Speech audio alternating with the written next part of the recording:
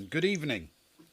Thank you for joining us. We are the boys from the Baltic Star, or I suppose we are two-thirds of the boys from the Baltic Star, because tonight we do not have a Luke, I'm afraid. But we do have a Ewan. How are you, Ewan? I'm very good, thanks, Ben. I'm very good. I'm quite excited. I'm excited for Fighting Fantasy. We're going to complete it tonight, I can tell. And also for tomorrow night, it's quite exciting. A little bit of Quite Eurovision excited tomorrow for a night. bit of Eurovision, yeah, of course. Yes, yes, we will be doing, instead of our sort of normal programming, we will be doing a bit of just chatting and drinking while watching Eurovision tomorrow night in our Discord stream. So feel free to come along and join us if you're up for that. Indeed. Right, The more okay. the merrier, I think, is the... So, tonight, obviously, success is almost guaranteed. Yeah. We are going to play a fighting fantasy game book called The Dungeon on Blood Island, and we're going to play it for the third time,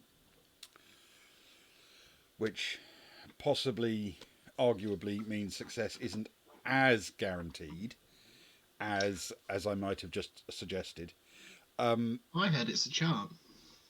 That's actually what I've heard as well. Yeah, Hmm. maybe that's right. Maybe that's what it'll be.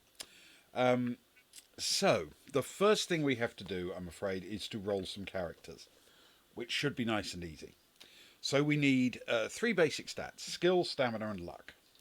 So for our skill, we need to roll 1d6 and add 6 to the total. Yes. Okay, and I have One started we with a hope is 5. good. That could be worse. Oh, that is good. Mine will be a 2 plus 6. Okay, fair enough. Stamina, 2d6 plus You'll know that one. 12. So this one's bound to be good. Yeah, naturally. These dice are clearly broken. That's 2 5s this time. That is not bad at all, it must be said. Mine is an oddly average 7. Okay. That's all right. Yeah, that's fine. Does the And job, hopefully. and finally, we have luck. 1d6 plus 6. Oh. That'll be another 2. Glorious. And I have rolled a 6. Oh, Ben, These may actually be the best stats I've ever had. you're doing well tonight. It must be said. It's already going brilliantly. Right. If only you didn't have to drag me along. Now, there is a slight downside here because we now have to take away 4 points from our Yes. totals, I'm afraid. I'm obviously not going to lose my skill or luck, and I've rolled high enough for stamina that I'm going to take it down all the way to 18. Ooh. That puts me in a rather awkward position, Ben. Because mine's at 19. It's no good if one of us is left alive. Well, So- that's true, but remember what's going to knock your stamina down would be things like losing in combat or That's true. or which missing isn't a always luck both check. of us. So the question is it worth leaning on your provisions and getting a potion rather than damaging your skill and your luck? That is true. That is true. Which is quite often the case. Hmm. Well, let's do it. I'll take your advice, Ben. Let's go all the way to 15 stamina. Okay. So we also start with 10 provisions, That's good news. and 10 provisions is great. Now, the rules say each time you eat a provision, you can add 4 to your stamina, but they can't take you above your initial level. And there's another thing. You can only take one at a time. Oh, But since you can Is that take them at any time, I assume that means one per paragraph, potentially. That's what I was going to ask. Yeah. Which would be my assumption. Yes, yes. Now we also get a potion. Skill, stamina, or luck. And what it can do, you only get one of them, but it can top up everything back to its starting value. And I think I'm going to do something reckless and take a skill potion, because some of these books do penalise you for certain things. That's true. I was going to go all in on stamina, as you suggested, seeing as I went all in on taking that down. But it does strike me that 10 provisions of +4 stamina is a potential 40.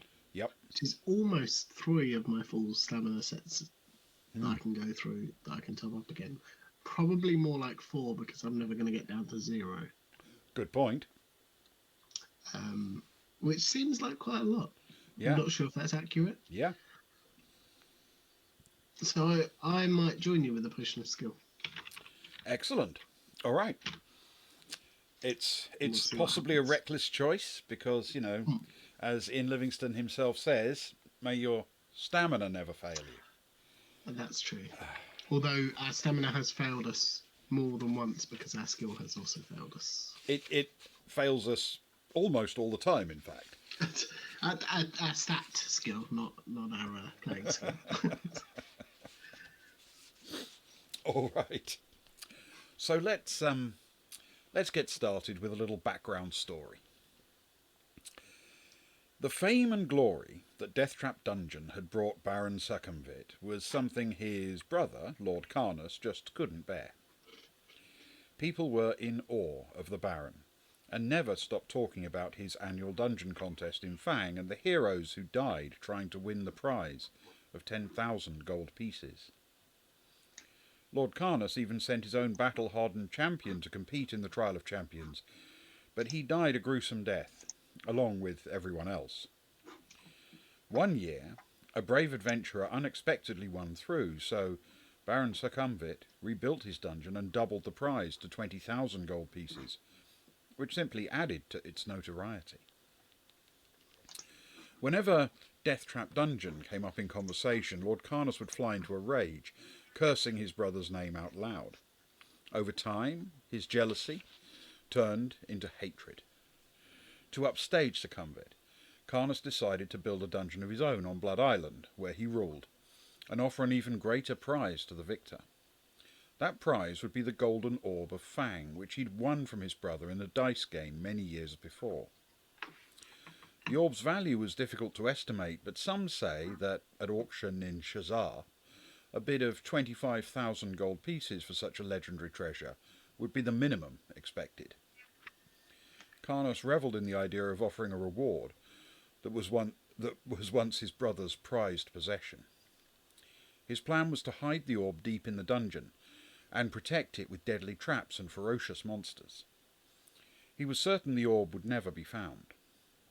His message to contestants would be simple: find the orb, escape from the dungeon, and the prize would be theirs to keep. Carnus built his dungeon by linking the underground caverns on Blood Island with a labyrinth of tunnels. Work began in secret, using an army of slaves. It took less than a year to build, but at the cost of nearly 600 shackled souls. It was finished in time for the grand opening on the 31st day of fire, just weeks before Baron Succumvit's Trial of Champions took place in his reconstructed Deathtrap Dungeon. Knowing his brother would be incensed by the news, Carnus sent a personal message to him, inviting him to enter a champion of his own to try to win back his precious orb. Or just to come as his guest to watch the greatest winner-takes-all tournament in Alancia. Outraged by his brother's attempt to usurp him by offering the orb as a prize, Succumvit sent the messenger back to Blood Island with an exceptionally rude note, written in blood, stuffed in the mouth of a dead rat. Amused and encouraged, Carnus sent word to all the towns in Alancia to announce that his dungeon on Blood Island will be open to all comers to win the Golden Orb, He chartered a fleet of boats to ferry contestants and spectators to the island from the mainland. He built taverns and rooms for spectators close to the arena of death, where the contest would begin. News of the contest spread quickly. It soon became the talking point in every tavern and market square in Alancia. Adventurers, warriors, and villains from far and wide bragged that they would go to Blood Island to win the Golden Orb. You hear about the tournament on Blood Island from a merchant in Scar, where you've come to sell a bronze sword that you found on an expedition to Kalong Marshes. With 5 gold pieces from its sale in your pocket. So we have 5 gold pieces. That's a good start. Nice, that is good. 5 gold pieces. Put that on the sheet. Excellent. We're already winning.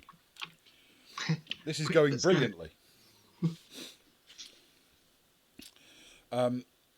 You are thinking about travelling to Fang to sign up for the Trial of Champions, but are intrigued by the new dungeon challenge on Blood Island. You walk down to the port where you see a crowd of people gathered in front of a small ship moored at the dock. The ship's captain is addressing the crowd, which is becoming increasingly noisy. This afternoon we sail to Blood Island, where only the bravest warriors will compete for the orb, he bellows. All you have to do to enter the contest to win Lord Carnus's golden orb is step aboard my ship and sign up. And those of you who just wish to watch the contest, step on board and sail with us. Winning a prize worth 25,000 gold pieces seems unimaginable, and it's a challenge you cannot resist. Without further thought, you raise your arms and push your way through the crowd to walk up the gangplank to sign up for the contest. You are followed on board by a ruddy-faced dwarf, who also signs up to take the challenge. The captain shakes your hand firmly before welcoming more than 50 passengers aboard who want to witness the spectacle for themselves. When the ship sets sail, all the passengers talk about is the dungeon and its monsters, and whether any of the contestants would survive. The dwarf introduces himself to you as Thump, and gives you a soft punch on the arm to emphasise his name. He's a stout man with a long beard and a studded iron helmet pulled down over his big bushy eyebrows. He's wearing a leather tunic and is holding a huge warhammer with a handle that is almost as long as he is. He tells you he comes from Stonebridge, a village that was almost destroyed by marauding iron giants. He says that if he won the Golden Orb, he would pay for Stonebridge to be rebuilt. He spends the voyage telling you tales of his many adventures, most of which seem wildly exaggerated. When you question him about his claim that he once killed a dragon with his bare hands, he leans back and roars. Well, maybe not entirely bare-handed, but why spoil a good story with the truth? Thump is a jovial, larger-than-life character, and you can't help but like him. But it does feel slightly strange knowing you will soon be competing with him for the Golden Orb. Calm seas, a following wind and sunny skies make for a pleasant voyage, and when Blood Island is spotted on the horizon, a loud cheer erupts on board. As the ship sails into the harbour, you see a large crowd of people waving from the dock, eager to see the new contestants. There's a carnival atmosphere, with people laughing and cheering, trumpets blaring, and drums beating loudly. Standing quietly, surveilling the scene from a wooden platform set back from the crowded dock, is a tall, stocky man wearing an elaborate headpiece and long purple robes, filled out with huge shoulder pads. He seems to be quietly enjoying the moment. He is surrounded by stern-faced guards who push back anybody who tries to get too close to the platform. A trumpet sounds, and when he raises his arms, the crowd falls silent. The ship's captain orders you and Thump to follow him off the ship and walk through the crowd to the platform, where the captain bows to the robed man. Lord Carnus, I bring you 2 more contestants, he says sharply. The robed man thanks the captain and glares at you and Thump before turning to address the throng. Citizens and honoured guests, I have good news to share with you. We now have 120 contestants ready to compete. I wonder which one, if any, will triumph, he says, teasing the cheering crowd. He snaps his finger at a guard and growls, Feed and water these two wretches. They will need all their strength for the contest tomorrow. You're taken to a camp where groups of contestants are huddled together, talking. Some are practicing their weapon skills, others are asleep, arms folded, leaning back against wooden cabins. There are a grisly mix of warriors, barbarians, knights, thieves, ninjas, dwarfs, elves, man-orcs, pirates, adventurers and thugs, who stare at you coldly as you walk into camp. Thump whispers in your ear, suggesting that the two of you should stick together, at least until the tournament starts. You spend the rest of the afternoon exercising and sharpening your sword. Thump swings his warhammer around his head and smashes it into the ground, practicing the move many times. I think I'll use my warhammer to fight the next dragon I meet, he says with a wink. When the sun starts to go down, you are led to long wooden tables that are piled high with bowls of food. You sit down to a feast of vegetable soup, spit roast chicken, grilled fish, cheese, fruit and honey. Enjoy your dinner, a guard shouts out. It will probably be your last. After the meal, you're taken to a log cabin, which you share with 9 others, and told that you'll be woken at sunrise to receive further instructions. A bell tolls at dawn, and Karnas's guards barge into your cabin, yelling at everybody to get up. When all the contestants are assembled outside, Lord Karnas enters the camp and walks slowly up the steps of a small rostrum to address you. Welcome. Today is your day of destiny. Look around at your fellow contestants. Do they look stronger than you? Do they look quicker than you? Do they look smarter than you? Do you think you could defeat them in combat? As you see, there are 120 contestants, all of you hoping to win the Golden Orb. Do you think that 120 contestants are too many to enter my dungeon? If you do, well, you're right. You will now be escorted to the Arena of Death, where an elimination contest will take place. You will compete against one another until just 12 contestants remain, who will have earned the right to enter my dungeon. I call it my Dungeon of Despair. It is filled with deadly creatures, lethal traps, and horrific surprises. Of the final 12, 11 will most likely perish in the dungeon, and perhaps all 12. But, with good fortune, wise decision-making, and skillful combat, one of you might win through to claim the Golden Orb as your prize today. Be brave and be strong. May your swords be sharp and your wits sharper. With his solemn words ringing in your ears, you watch Lord Karnas leave the camp, with his entourage following at a respectful distance. And then it says, your adventure awaits. May your stamina never fail. Ah, it's like it's rubbing it in now. Yeah. Now turn over. Okay. You are marched into the Arena of Death, which is a high-walled amphitheatre with a sand-covered floor and a bank of spectator seating circling the arena wall. With the spectator seats empty, an eerie silence prevails. The captain of the guard orders you to line up in 12 columns of 10. You will do everything I tell you to do.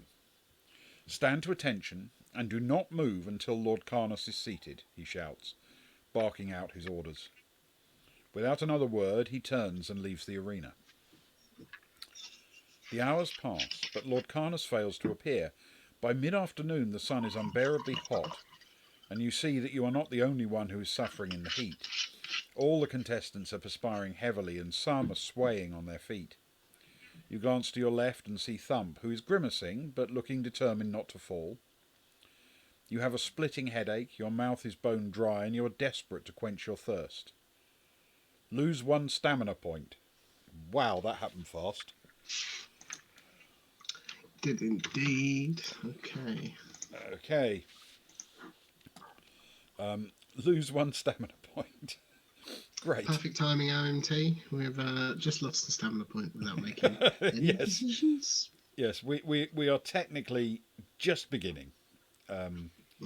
So far, we've Thank you basically kindly just for done the reminding. intro, and we haven't made an actual decision yet. If you want to take a sip of water from your flask, turn to 56, and if you want to remain standing to attention, turn to 323. I genuinely cannot for the life of me remember what we did last time. I do. Was it a good choice? Hard to say. Really. I mean, we didn't die. Okay. What did But it doesn't mean it was a good choice. what did we do? Did we not drink or did we drink? Pretty sure we didn't drink and we followed the instructions Okay. as we were told. Well, if it made us not die, Yeah, maybe we should do it again. Yeah. I mean, I'm tempted to find out what the other option is, but given the other choices available to us, or the other results, I suppose, available to us, I'm happy to. Remain standing to attention. Yeah. Okay, we'll give it a shot. Remain standing to attention. 323.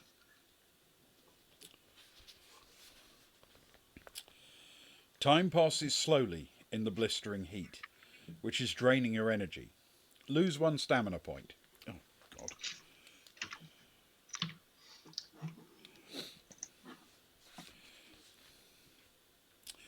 All you can think about is having a long drink of cold water. You feel dizzy and dehydrated, but manage to stay on your feet without moving. Turn to 141.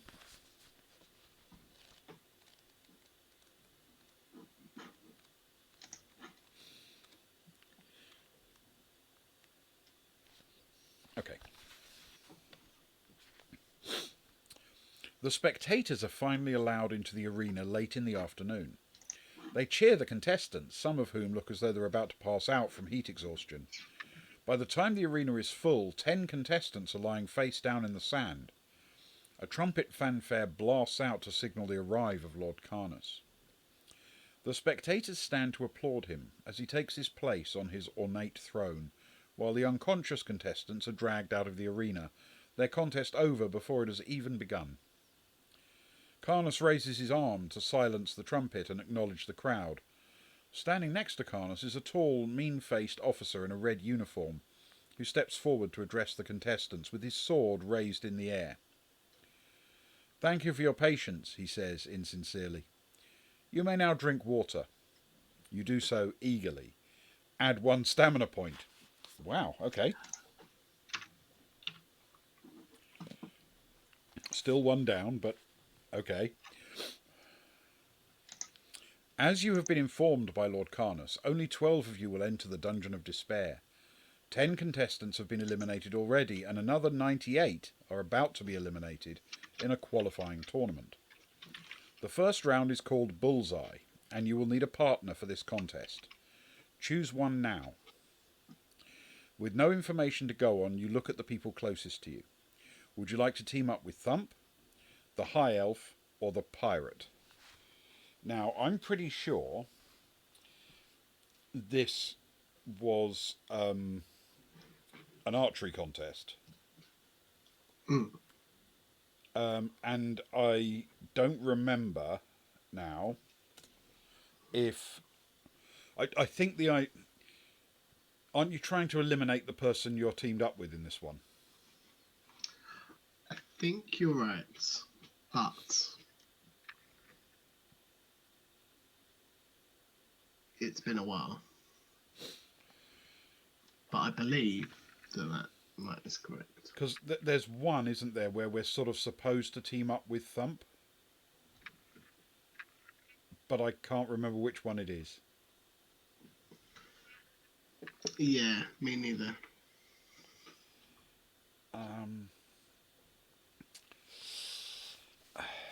I don't think it's this one, I'm going to be honest. Well, I don't want to shoot Thump full of arrows, but...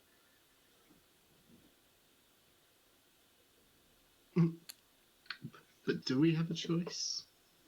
Well, we can choose an elf. That's true. What was the third option? A pirate. Oh, I don't think we should choose to shoot the pirate, seeing as that... Well, since pirates just Pirate is turned with up in us. chat, that would Yeah, feel whilst harsh. Yes. inappropriate. Okay. Well, then, if we don't want to choose Thump, I guess that means it's the High Elf. Yeah. Because this is a fantasy setting, and if you want to have somebody who's going to be easy to beat in an archery contest, you go for an elf. Well, naturally. Okay. we will try the elf. We will turn to 47. And we will hope that this will go brilliantly.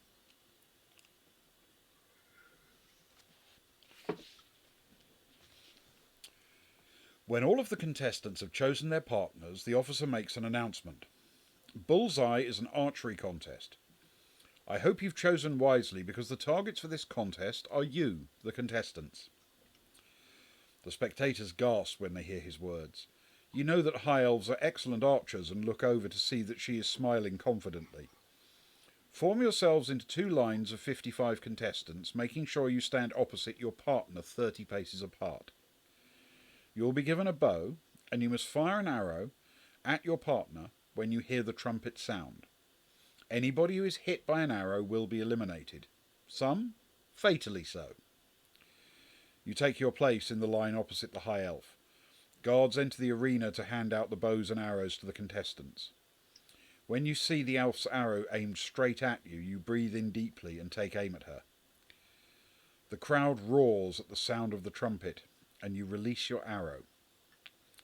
Roll 2 dice. If the total is higher than the elf's skill, turn to 117. If it's lower or equal, turn to 389. Okay. So we don't even get to use our own skill in this. It's just 2 dice. Yeah. Is it higher than 8 or is it 8 or lower? Well.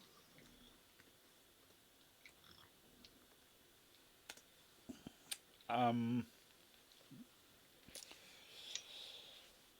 you want to roll? Or should we roll 1d6 each and add them together? Should we roll 1d6 each? We very rarely do that. Yeah. It doesn't like normally make sense, does it? But no. All right. This feels a good place to do it. I actually don't know if higher or lower is better at this point.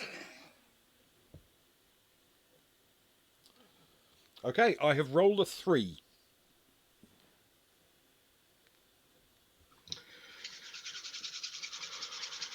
Well, let's see what happens. 6. Okay. Could be really good, could be really bad. Yep. Sorry. So it is higher than the elf skill of 8. Let's see what it works out as, because we are higher than 8. Only just, but we are higher than 8. We turn to 117.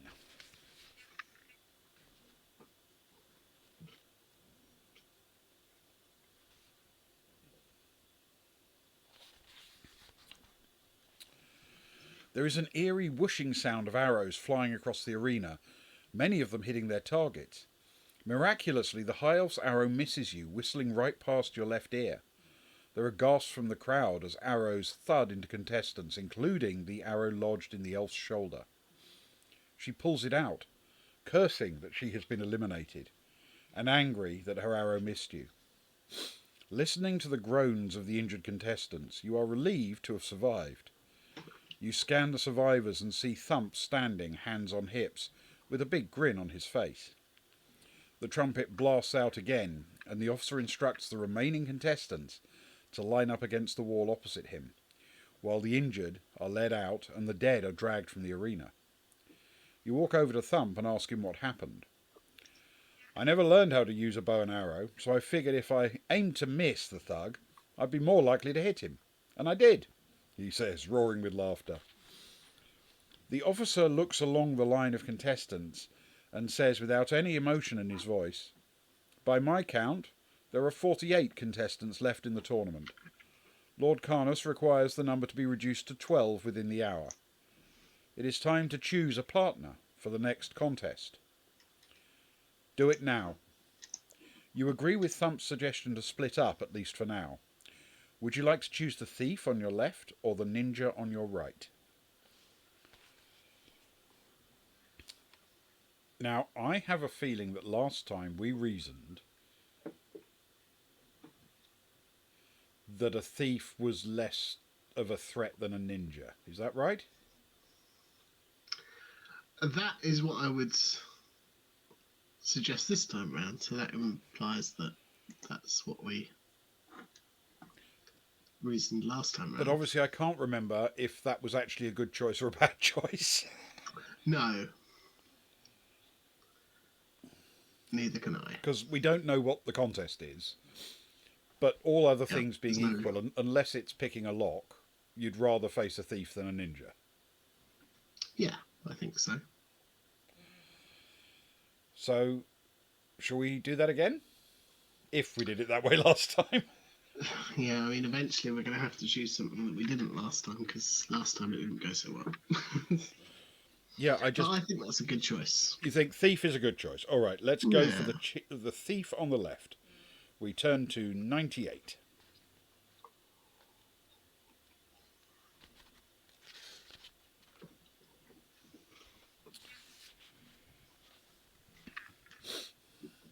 You stand opposite the thief, who looks dismissively at you and spits on the ground. The gates open, and an ox-drawn cart piled high with large iron balls rolls slowly into the arena. The officer instructs everybody to take one iron ball from the cart and stand holding it above their head opposite their partner. The ball is very heavy and you have difficulty in lifting it up. The thief also struggles to lift his iron ball above his head. Your arms soon start to shake under the weight of the ball. The crowd cheers as balls begin to drop onto the ground all around the arena with a dull thud, and the eliminated contestants are led away by the guards. The muscles in your arms start to burn, and you wonder how much longer you can last. Lose 2 stamina points. Oh. Okay. This is discouraging. Yeah. You glare at the thief, whose face is dripping with sweat. Roll 2 dice. If the total is higher than the thief's skill score of 5, turn to 267. If it's 5 or less, 166. Okay? So I guess we roll 1d6 again each. Sure. Of course, it suddenly strikes me that there is the third option that we chose well last time, but just rolled poorly. Oh, good point. Yeah, that is possible. Yeah. Which I hadn't necessarily considered. Okay, well, I've rolled a 4 this time. Mine is a 2. Okay, that's a 6. That is 1 more than the thief's skill score of 5. So we turn to So it feels 267. like I need to thank you for picking up the slack. If higher is better in this occasion. Yes. Yeah. 267. If it's not, then it's my fault.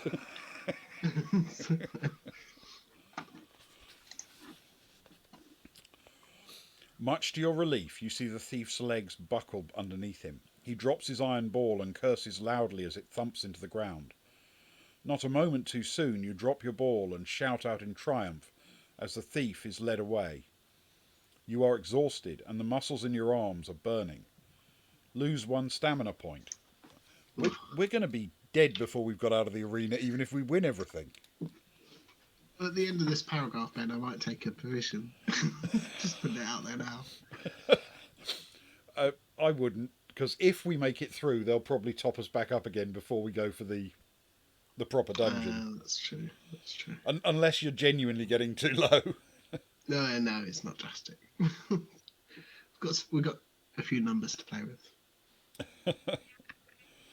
You are relieved to have won the contest and look around to see how Thump has fared. Turn to 310.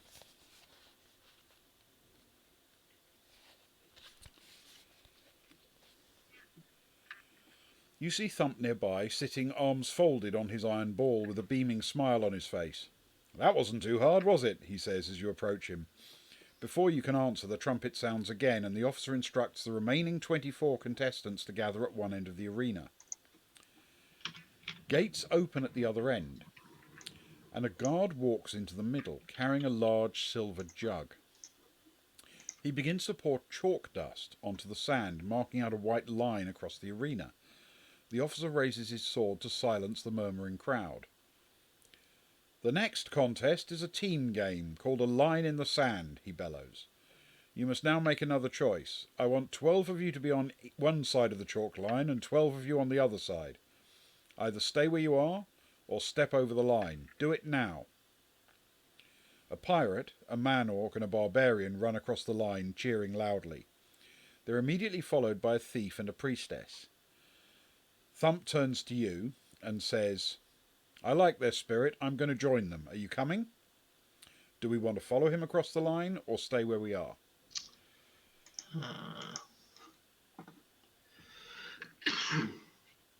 I think we have to. This is the one where we stick with Thump, isn't it? This is going to leave us with 12, I would imagine. So I would guess so. Yeah, this is team on team. Well, it feels like it because I think this is tug of war. Yeah, and there's 24 left. So yeah, so we're coming down to 12 by having, effectively by having that. Yeah. Okay, all right. So we will follow Thump across the line and turn to 398.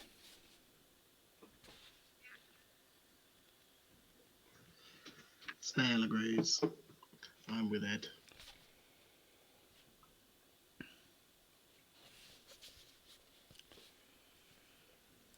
You run across the chalk line with Thump and 5 others. With the teams established, a party of scrawny slaves enters the arena carrying shovels. They begin digging out the sand on both sides of the white line to reveal 2 long sections of solid stone floor. When they're finished, more slaves enter the arena carrying a long length of thick rope. They lay it lengthways across both sections of the stone floor, with half of it on one side of the chalk line and half of it on the other side. A line in the sand is a tug-of-war contest. It will be the final contest in the arena, the officer announces triumphantly to rapturous applause from the crowd. Take your positions on the rope. Your team members look at each other before the tall barbarian says in a gruff voice, I should be the lead puller. And I should be the anchor, the priestess says, smiling. Why you? I'm stronger than you. I should be the anchor, the man-orc says dismissively. You'll see, the priestess replies calmly. Let's vote on it, says Thump, and everyone agrees. Do we want to vote for the priestess or for the man-orc to be the anchor? Got to say, the priestess sounds confident. Like they know something for sure. Yeah, I mean, obviously this could be horribly wrong, but I just don't know if this is where we went horribly wrong last time. And that's always the problem when you replay them. Yeah. After a period of time. Exactly that, because I can't honestly recall, so it might be that last time I thought the priestess sounded confident, and then it was a terrible choice. Or maybe it was a good choice. Or we didn't make that choice. Yeah. I get the feeling we might not have got this far last time, but I might be wrong. Okay. Which doesn't really help. No. We did get this far the time before. Yes, because we made it in the time before. Yeah, we made it far enough to be eaten. Yeah. Do you remember what ate us? Yes, actually I do. It was a dinosaur. So if we get past this, be on the lookout for dinosaurs. Yes. Yes, I seem to remember the dinosaur was a bit of an unfair fight. It had ridiculous stats, given that it was like an intermediate boss. Yeah, that sounds plausible. Let's put it down to that. Yeah. definitely happened. So what do we think? Priestess or man-orc? Tempted to say the priestess. I like the confidence. But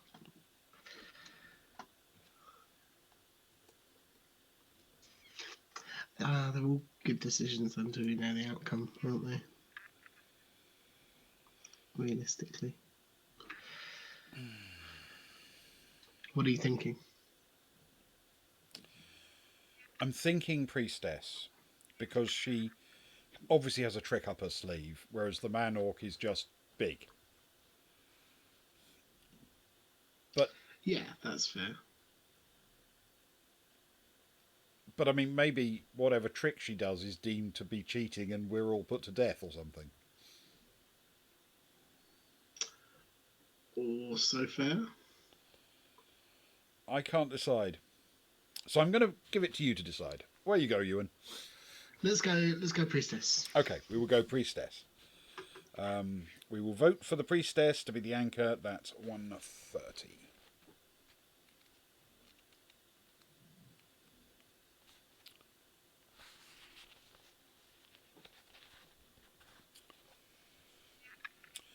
Thump counts the raised hands and says, that's 7 in favour of the priestess and 5 in favour of the man orc.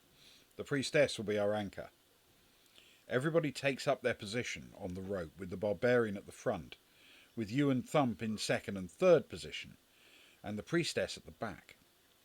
You watch the opposing team take their positions on the rope, with a berserker at the front end and a giant of a warrior at the back as their anchor.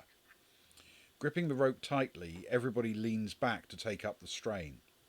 The officer raises his sword and shouts, when I say heave, pull on the rope as hard as you can. The first team to drag the other team forward by a metre will be judged the winner. Get ready. 1, 2, 3, heave.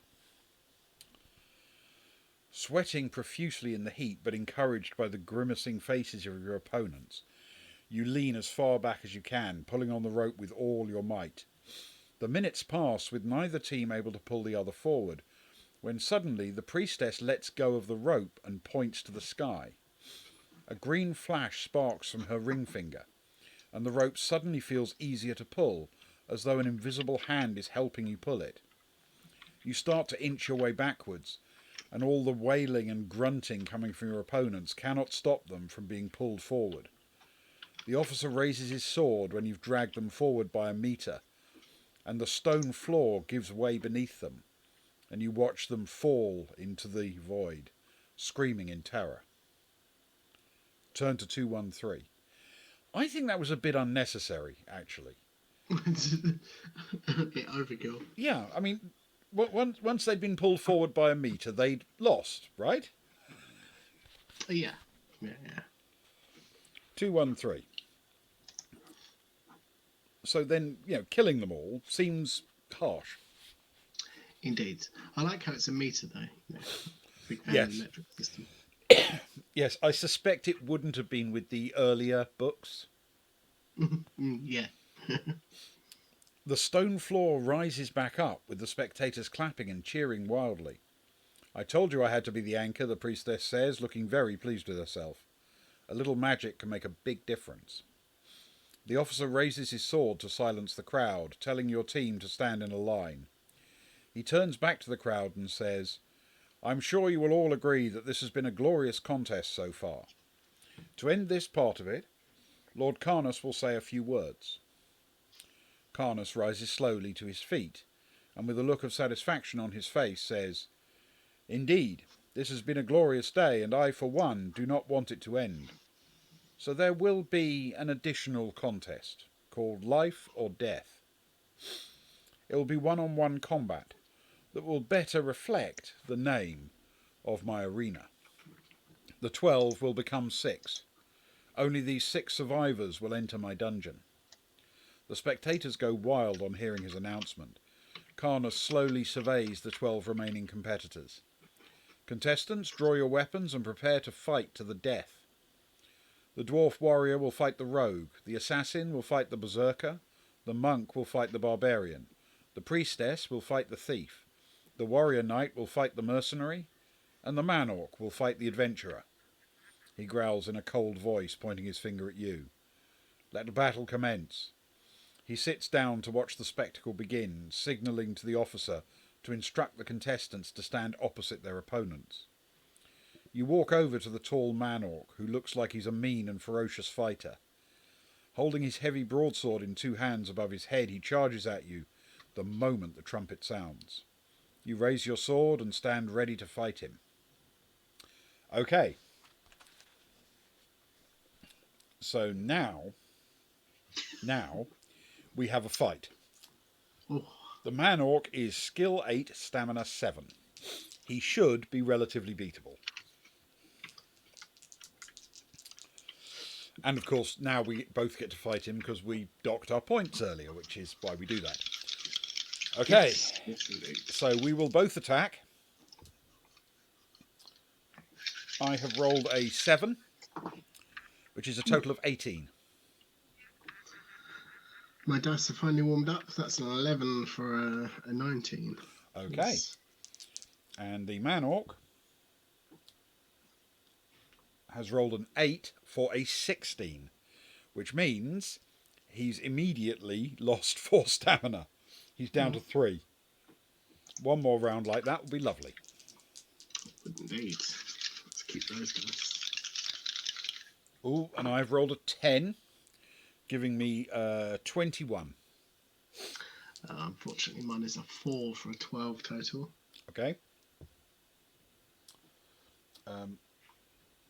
And he's rolled an 8 for a 16 total. So that means he's taken 2 more. He's down to 1 stamina. Do you prefer odds or evens, Ewan? Let's go odd, please, Ben. Okay. That's lucky. It's a 4. He went for me. So you are unhurt, and he is... I mean, other than the regular hurting that we've all been doing all the way through. Yeah. Other than the rest of the hurt. He has only 1 stamina left. And I have rolled a 10 for 21. Nice. That's good news, because mine is another 4. Okay. Swap the dice out. I don't know what's going on. And he has rolled a 5 for a total of 13. Is that more or less than your total? Sorry, yeah, mine was a 4 for a total of 12. Okay. Right. So he is That would help, done. wouldn't it? The only question is whether or not it's you or me. Yeah. I'm afraid it's you, so you do take 2 stamina.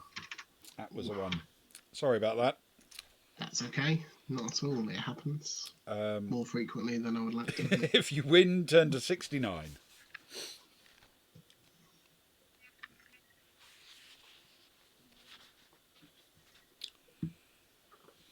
With the man-orc slain, you watch the final battle, which ends with the barbarian slumping to the ground. All the spectators rise to their feet to applaud the victors. Even Lord Carnus stands and claps. You are exhausted, but relieved to have survived the elimination contest. While the spectators begin to make their way to the dungeon to watch the start of the contest, you look around the arena and see that the victors are the monk, the warrior knight, the thief, the assassin, and Thump, who punches the air triumphantly. You are led out of the arena by the officer and taken to a small building nearby to rest and eat. Add 2 stamina points. Oh. Ooh, that's good news. It is.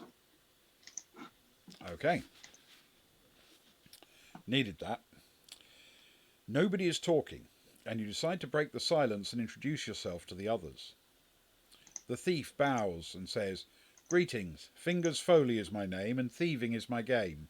In case you were wondering, I was given the nickname Fingers not because it's a thief's name, but because my little finger was cut off as punishment for sneaking out of the Black Lobster Tavern in Port Blacksand without paying for my drinks. I usually get away with it, but not in Port Blacksand." Thump asks him how he was able to defeat the priestess. "Oh, that was easy. I didn't lose my thieving skills when I lost my finger. As we chatted while walking across the arena, I slipped her magic ring off her finger without her noticing. You should have seen the look on her face when she realised what I'd done." The monk is called Usman Ko, and he says he is from Fang. Sukhumvit raged for days when he heard about his brother's dungeon. "Silly old fool," he scoffs, leaning on his staff. The armoured warrior knight is from Chalice, and goes by the name of Caldwell. He is a man of few words, and looks to be quietly assessing everyone's strengths and weaknesses. The last contestant is Azura Kang from Zengis. "Watch your back. I'm an assassin, she says mischievously with a sly smile. Trumpets suddenly blare to signal that it's time for you to enter Karnas's dungeon of despair. As you get ready to go, Thump whispers in your ear, "Shall we make a pact not to fight each other in the dungeon?" Do we want to make a pact or not make a pact?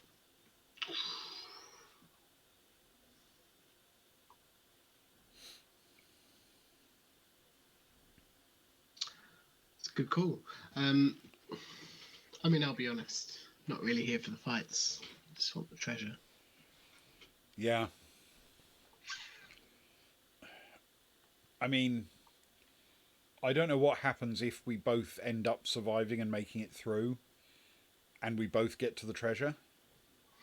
That's true. But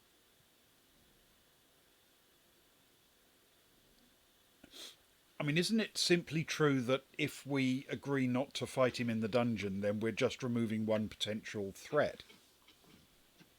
Yeah, there's less that will potentially kill us. There's less hunting us, basically. Yeah. And it seems ridiculous to start worrying about what we're going to do when we get our hands on the orb, when we haven't even entered the dungeon yet. Yeah, and there's a dinosaur in the way. And there is, in fact, a dinosaur. Yes. So shall we make a pact with him?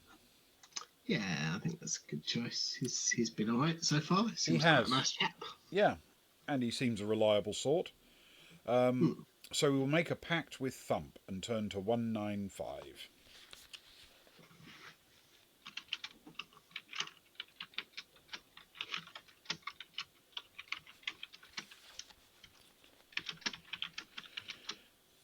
Thump slaps you on the back and shakes your hand firmly. "By the beard of Big Leg, our bond is built," he says solemnly, with his eyes fixed on yours. "Now, let's find that orb." Once outside, the officer leads you along a dusty track that is lined with hundreds of cheering spectators. Walking along, you notice a white-haired old man in the crowd. He's waving at you, trying to get your attention, and when he catches your eye, he beckons you over to speak to him. Do we want to stop to speak to the old man, or keep on walking? I mean, this feels like a no-brainer, right? That old man is clearly a door. Or a dinosaur in disguise. Or possibly a dinosaur. Probably more likely a door, I would imagine. Yeah. Yeah, sure. Yeah. We'll go and talk to him? Yeah. Let's give it a go. Okay, 284.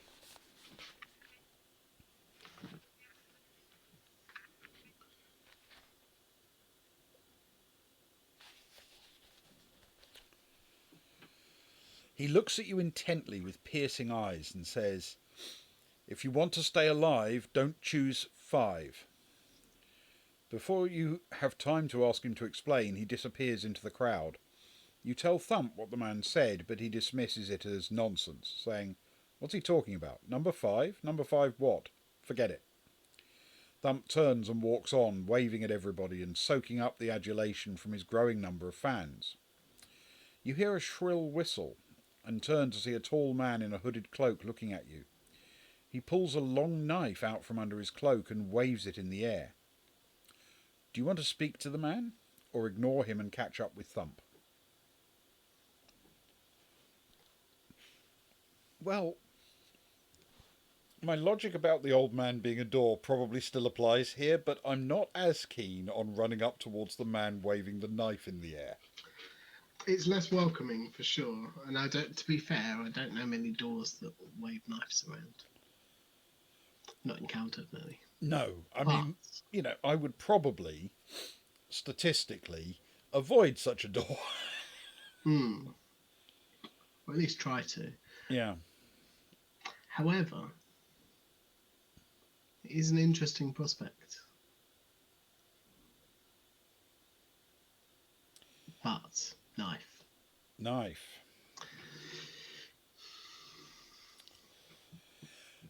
I think we have to go and talk to him just to find out what he's going to say. Or not. I mean, hopefully if he does stab us, then it's only going to be, 2 stamina points or something. Lose it, yeah. Okay. If that's what you think, Ben, I'm confident in your decision-making abilities. We'll give it a shot. Okay. We will speak to the man and turn to 91.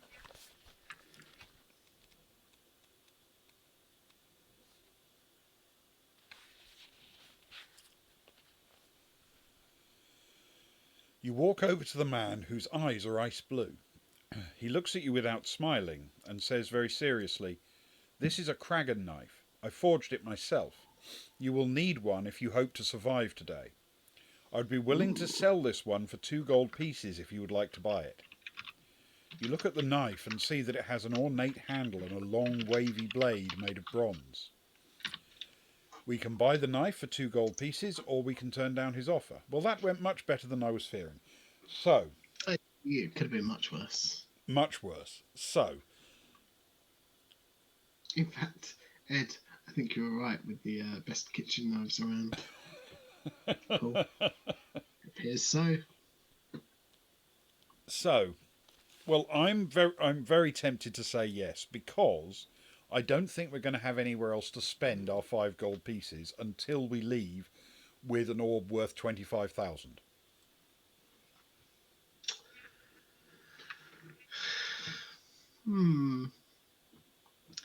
I mean, it's not out of the realms of our experience that there's been somewhere in a dungeon to buy stuff, I don't think. Yeah. But There might be a ferryman or something. We haven't been told of one, which we have before. Yeah, true. And I'd say it's probably unlikely.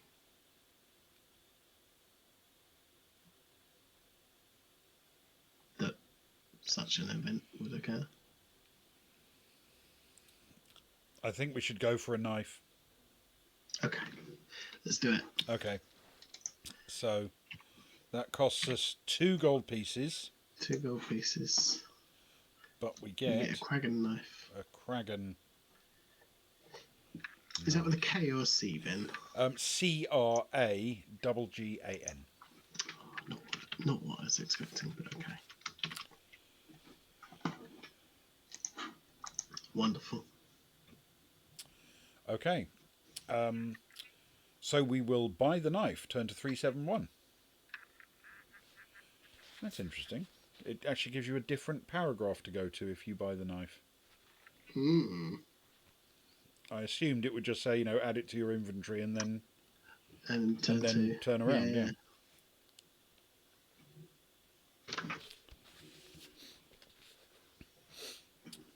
The man pockets your gold pieces and says, "You will not be disappointed." He turns and disappears into the crowd. You slide the knife into your belt and walk on to catch up with Thump. Turn to 12.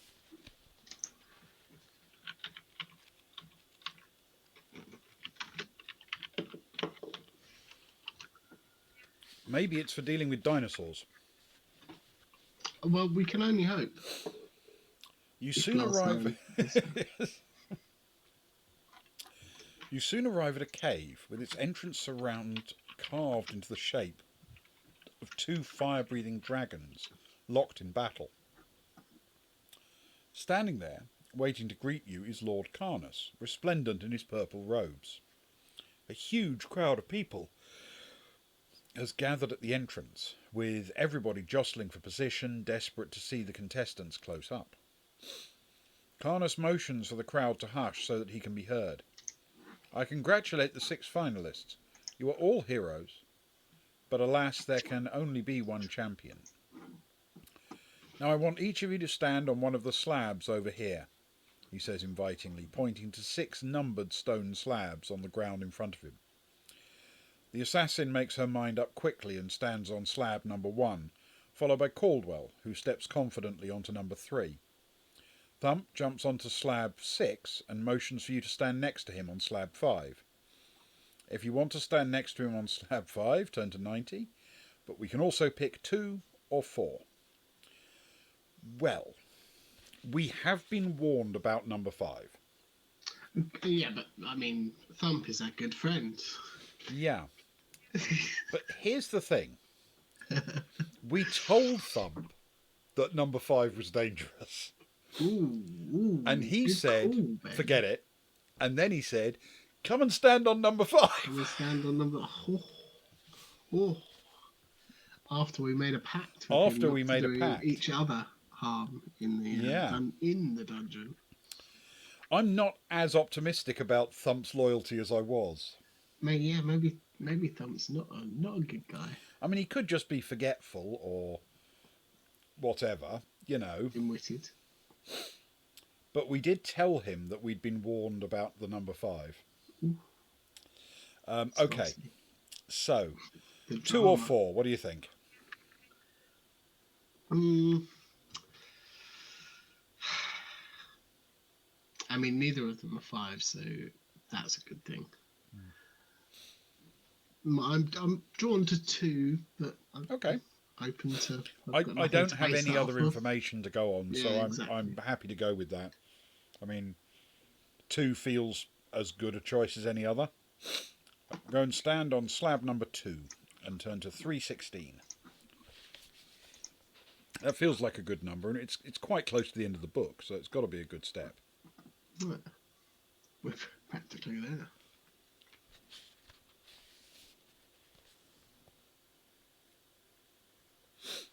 You stand on the slab and watch the monk stand on slab 4, and finally the thief, who steps cautiously onto slab 5. Your heart begins to pound in your chest as you see Carnus reach for an iron lever protruding from the wall of the cave entrance. The crowd goes silent when he takes hold of it with both hands. Contestants, you are about to enter my dungeon of despair. When I pull down on this lever, you will drop through the floor. I suppose I should warn you that one of you will not survive the fall. If any of you want to change places with another contestant, do so now. The thief raises his hand and says, I'll swap if anyone else will. Do we want to change places with Fingers? No, I don't think we do we? No, let's not. No. Okay, we will stay where we are and turn to 75. I mean, not that we have any reason to trust the guy who warned us necessarily, but, you know. We will stay where we are and not step onto slab 5, thank you very much, and turn to 75.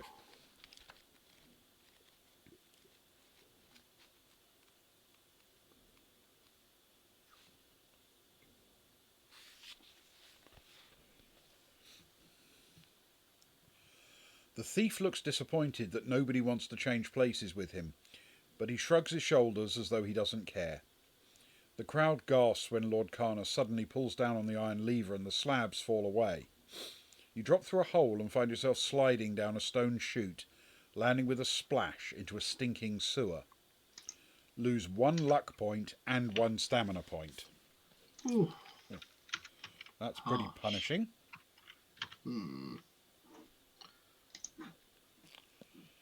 Okay. Pale light from amber crystals fixed to the walls reveals stone steps further along the sewer that lead up to a door in the wall. Looking the other way, you see several pairs of glowing red eyes in the distance that are slowly advancing towards you. If you want to wade through the foul-smelling sewage over to the steps, up to the door, turn to 27. If you want to find out what creatures are approaching, turn to 355.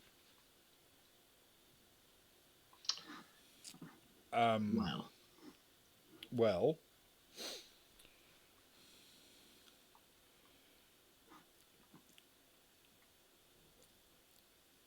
I think we have been told that basically this is full of monsters and creatures and demons and traps. Everything is dangerous. But walking towards the glowing red eyes seems deliberately dangerous. Yeah, it's a tough call, isn't it? Especially in a dungeon on Blood Island. Yeah. Do we want to hang around and see what creatures are here? Or would we rather, as you say, walk towards the eyes on doom? doors? I don't know. I mean, there is an actual door here, but presumably the door will still be here after the eyes get here. Whereas if we go for the door now, we'll never see. So maybe eyes are doors. Maybe eyes and doors. I like it. The logic is there, except I know what you mean entirely. But it's a sentence I never thought I'd hear. Doors are definitely doors, no question. I mean, Yeah, I think sure. we're on that page. A door is a door. A door is a door. It's what else is a door that's up for debate. Yes. Well, Oh, the eyes are windows. Is a yeah, it's a good point. Maybe the eyes are windows and therefore not doors. So maybe we should just run for the door. Are windows doors? Well, I think some windows are doors, but in this case, they're not windows, they're eyes, which are windows and not doors. Good point. I concede. I think actual windows could well be doors, but eyes? Especially if they open. Yeah. Yeah, but eyes are more, more windows than they are doors. Yeah. Yeah. Yeah, I'm with Snailhead on this. Yeah, okay. Let's run for the stairs and see if that works. We will climb the steps to open the door. Turn to 27.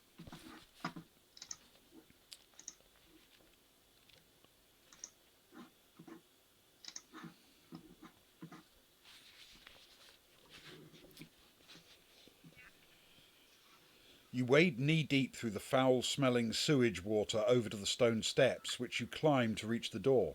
It isn't locked, and opens into a long, dimly lit tunnel roughly carved out of the rock. The narrow tunnel is eerily quiet, and the air is cool and dank. You walk along the tunnel, which comes to a dead end at a locked iron door. Unable to open it, you walk back to the first door and down the steps. You walk along the ledge of the sewer in the direction of the slow-moving water and eventually see a speck of daylight in the distance. You soon arrive at the mouth of the tunnel where the sewage water pours out into the open area below. You are trapped in the sewer, and with no way out, you have no option but to dive into the sea.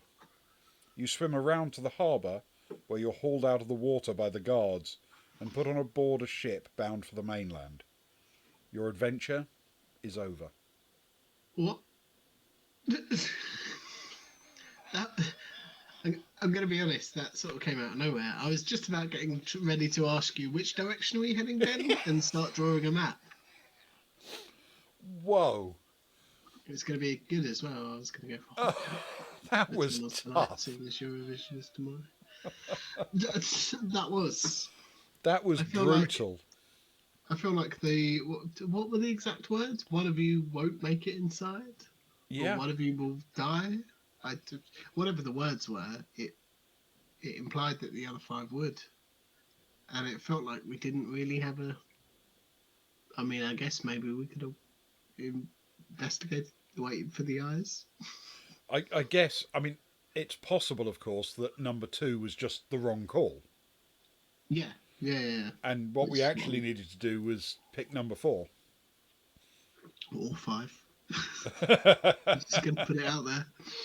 Yeah, or possibly 5. Wow. Yeah. Well, Surrey and Livingston. Yeah. Thank you. Exactly.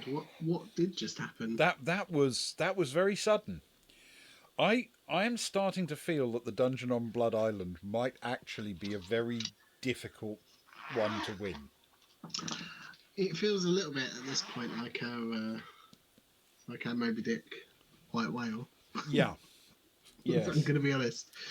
A couple of really silly end of our adventures and a dinosaur. Just to cement that even if you do make it in, I'm just going to throw dinosaurs at you. Yes. You'll be pelted with dinosaurs. I mean, yeah. Sure. Wow. That's a tough one to take. Though, to be fair, we did in fact survive. And yeah, that's true. A few gold coins, the poorer. But we do have a fancy knife. We do have a fancy knife. And maybe it's going to be great for like opening tins of tuna or something. Yeah, we've still got our potion and all of our provisions.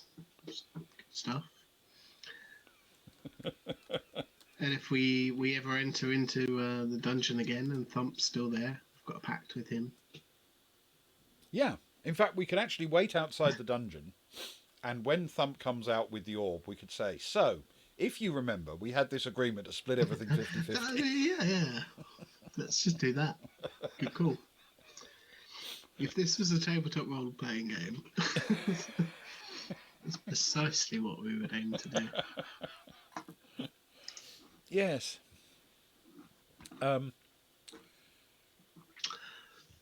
Now, I do, I suppose, have one other obvious question, which is, even if we'd waited for the eyes, wouldn't we still have been basically trapped in that sewer? Well, yeah, I suppose short of magic, I guess. I mean, maybe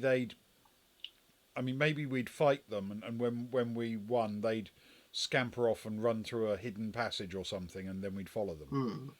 Maybe. But they weren't there when we returned. Because Good we did point. double back, didn't we? Yeah, which meant they must have gone somewhere. Yeah. Yeah. I don't know.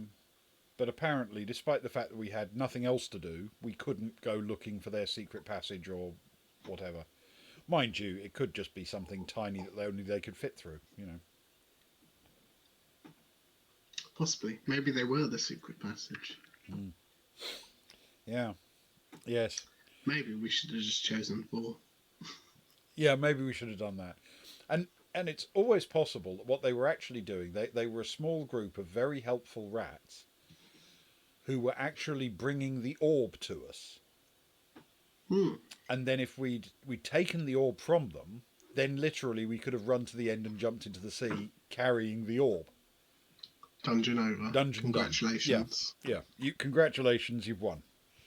Yeah. Now, I feel that's unlikely, just because, you know, that would just mean anyone who chose number 2 as their platform would automatically win. As long as they didn't run away from the rats. Yeah, true. Though, I would like to suggest that maybe actually that would be what number book is this? That would be a great idea for a book that was a reasonable way in.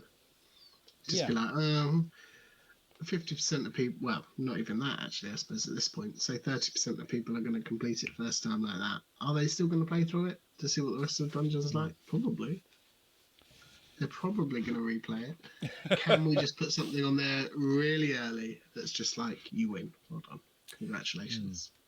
Well, this is officially number 22 of the new series.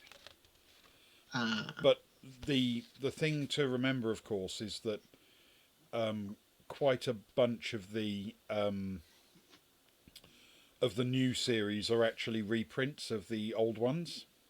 In a different number order, is that Yes, right? they've got different numbers in the old and the new. And I mean, I can't remember them all off the top of my head, but for example, Death Trap Dungeon is number 8 in the new series, whereas it was number 6 in the old series, and in the old series, number 8 was Scorpion Swamp. Yes, I remember. Scorpion Swamp, well. Yes. And for some reason, City of Thieves is number 2 in the new series, where it was number 5 in the old one. And the Citadel of Chaos is number 3, whereas it was number 2. And the Forest of Doom is number 4, whereas it was number 3. So, you know, there are quite a lot messed about. Yeah. Aside from my ridiculous point of a later on book, it being quite a good design idea to give someone a really quick and easy win. Yeah. Which is frankly stupid. It feels odd that they would change the numbers around. Unless there's something within the books that makes it work. time wise? I'm Because I'd imagine wondering. there's limitations, right? So you can't do this one before you've done. I mean, I suppose you could do this one before you've done the Brothers Island. I don't think there are any that are actually dependent upon the others, Mm, yeah, it except just. possibly the Sorcery series. And they did release those were released as a separate thing in Oh, okay. back in the day. But then when the reprints were done, they were released as books 11, 14, 17 and 18. It's an interesting choice. Yeah. Oh, I just wondered what's behind it. There must be some reasoning or a benefit there to someone. I don't know. They must have just said they started with book one again. The Warlock of Firetop Mountain is book one in both series. Yeah. But after that, they just seem to have, I don't know, picked favourites or. Yeah, maybe it's just what they think would sell better off the back of the previous one. Perhaps maybe it's Yeah. a publisher marketing choice. Yes. And I guess that makes sense that I mean Warlock of Firetop Mountain I guess is your flagship, isn't it? Yeah, I think that's right. And so yes. that makes sense that it would be one in both of them. Yeah. Interesting. But yes, they are. Well, they are very good fun, and there are a bunch of these brand new ones that are. You need to write the word on the first page of the corresponding book. It's a very good question, Greg. Do we ever get the answer though?